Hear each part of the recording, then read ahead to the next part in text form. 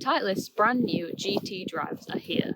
So what's new and how do they perform? Let's go find out. So as we saw with the previous TSR range, there are numerous models in the new GT line. At the moment we have a 2, a 3 and a 4 model. And I actually headed down to Woburn to Titleist Performance Fitting Centre last week and got fit into the 2 model. Now there are quite clear differences between each model, especially the 4. It's a lot smaller, it's a 430cc head, spins significantly lower. The 3 sits in the middle. It's kind of designed to be one that can be adjusted more. You can move the weight around in the bottom a lot, change the shot shape, and probably get more maximum distance out of that. It's a little more compact when you look at it too, compared to the 2, which is definitely the one that's designed for maximum forgiveness. I think it's going to be the most playable for everyone. Now, we can cut to my fitting here and you can see the differences in ball flight. I was pretty shocked how different each model was. While you're here, it would really help if you could hit that subscribe button. Over 75% of people who watch these videos aren't subscribed, and it actually makes a huge difference to the opportunities we have and the videos we can make if you can hit that subscribe button. So I'd really appreciate if you could do that. If you might as well hit the like button and drop us a comment while you're there too.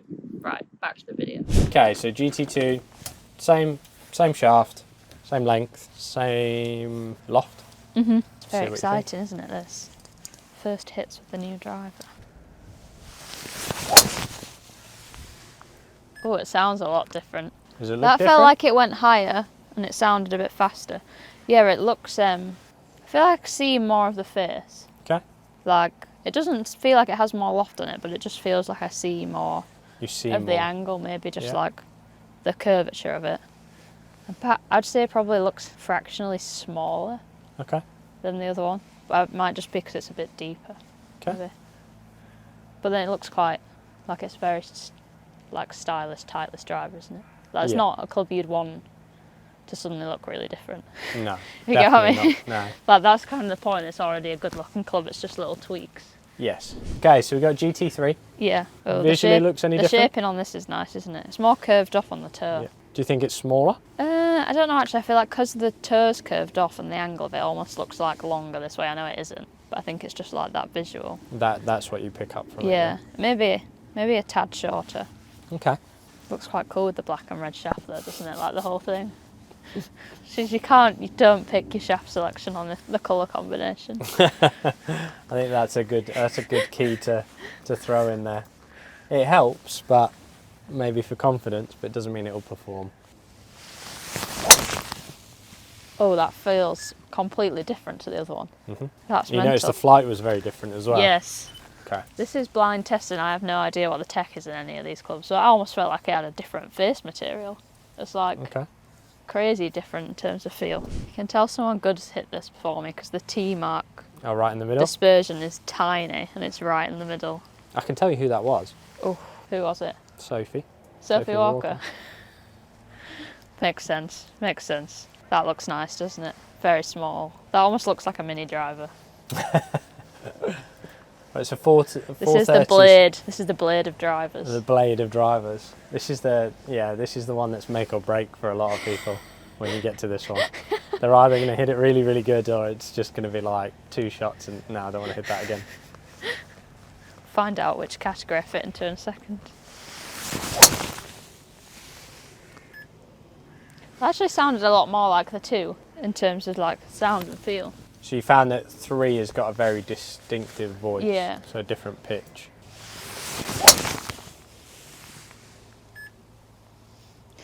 That's not spinning, is it? Doesn't feel like it's spinning much. Didn't look like it was spinning. No. 1700 spin. No good for control, that. No. Now that we've seen that, let's go straight back to the 2. We've brought it out on the golf course. I've got it with my previous TSR2.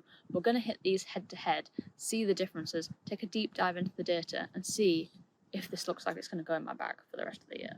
Now, first thing I need to do is swap the shaft because actually this KBS TD shaft that I have in my current TSR was the best performing shaft that we tested that day. Titleist don't actually stock that, so I'm just going to put my last year's shaft in here that I got direct from KBS and use the same shaft in both to do head-to-head comparison. Now, I'm not going to lie, I feel like it's going to be quite hard for the GT to beat this driver because this has performed really well for me since I originally got fit for it. But actually, there's been some quite big advancements in terms of tech from Titleist this year. Now, believe it or not, in this driver the whole thing's titanium, so in a lot of other manufacturers we see quite a lot of carbon in the club head, and that's to save weight. They kind of move the weight around and have heavier weight in areas that's more beneficial in terms of like height, ball speed, spin. Now this year we've got a completely new crown. It's a proprietary matrix polymer, which is brand new. It's an original material that Titleist have developed. In fact, they've been asked to go to scientific conferences to present on this because it's such a new, unique material, which is pretty bizarre when you think about a golf company going to present to all the rest of engineering development companies. Now, the important thing about this new polymer is that it's seamless and it still creates that classic look, but also that it sounds metallic, because a lot of Titleist players really like the sound of these drives and they don't want something that sounds different. So take a look at this new crown. All this area here is a different material to the front of this club head, and you literally can't tell at all. It is so seamless. Tyler's done an unbelievable job of kind of getting that tech in there, of just making it look that complete classic, traditional, sleek Titleist look that we know and love.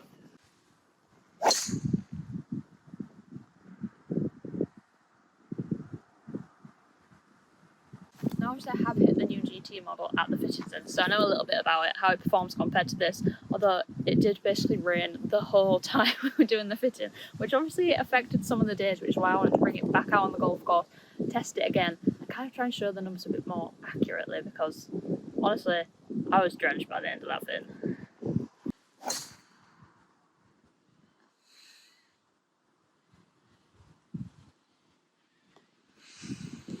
I actually missed a fair with this so far, which is actually pretty remarkable if people have seen a bit of my driving recently.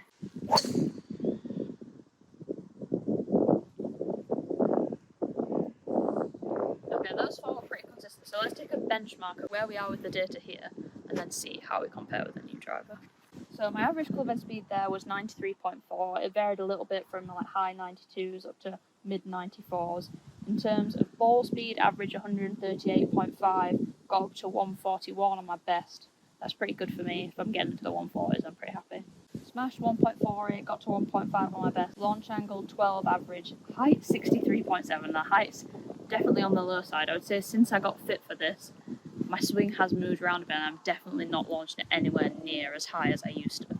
So that's a number I think we might see change in the new model. 2000 spin. I mean, I know we like low spin, but that is not enough spin for me at the speed I am and the height I'm hitting it. 214 average carry, best at 225, but it was getting out to like 249 total. So all in all, pretty decent, but I do think there's definitely room for improvement. Purely brought wooden tees today, so I can't put horrible marks on the bottom of the new one like I have on this. Someone just bring out a driveway, that's not possible. Also, interestingly, in the fitting, we changed like the hosel, the letters and the numbers I was on, to try and eliminate some of that leftness that occasionally sneaks into my golf. I don't think the shaping's loads different here, but the first big visual difference is probably the face. You can see the engraving's a lot more vibrant here. We've got a few extra lines, thicker lines in certain places, and a lot of that's come from tour player feedback. We just wanted a better visual to help them aim behind the golf ball. Now, I think when you're behind the ball, that actually makes it look like you can kind of see more of the face, which to me is quite an appealing thing when I'm trying to kind of get a little bit more height on my shot. Also, the toe looks a little bit more rounded out here. They have done some work on the aerodynamics with these models, which like the new lighter crown has allowed them to do because they can move the weight around a little bit more. They've also dropped more weight down on the perimeters, which is going to give you more forgiveness. It's just mad how much higher this flies. That's jumped up to 79.6 feet. So straight away it's like over 10 feet higher, which is definitely what I need at the moment. I don't think I struck out my best though. 219 carry, a bit further than the worst ones with the other. We can definitely get better than that. 250 total though.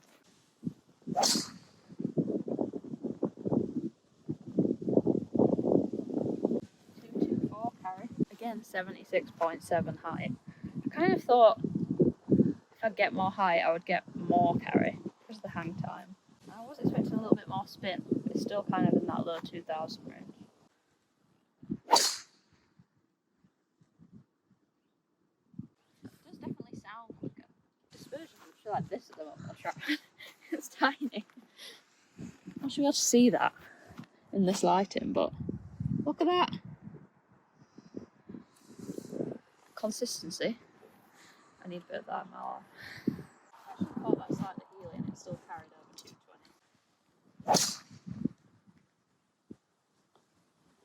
feel like whenever I strike this, it just goes. I've shot 3 in a row which have gone 224, 221, 223. Literally, the dispersion's like this big.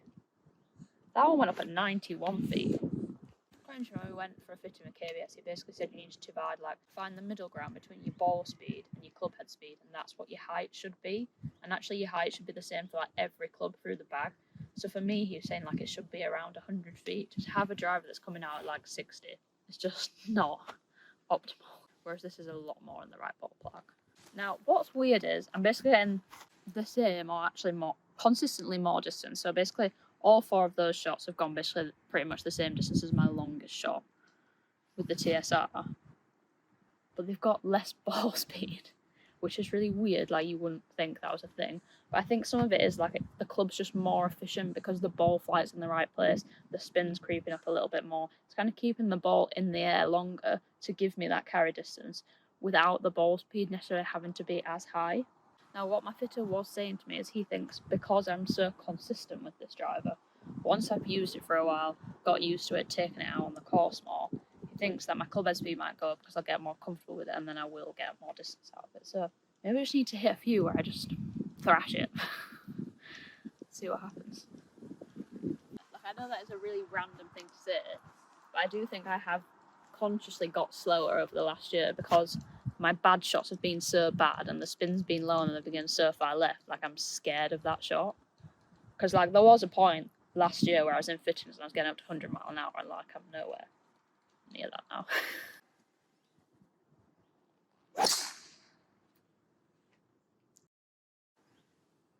Why do these all keep going in the same place? So bizarre. It's definitely not going any further. I have a 95 club head speed, 141 ball speed.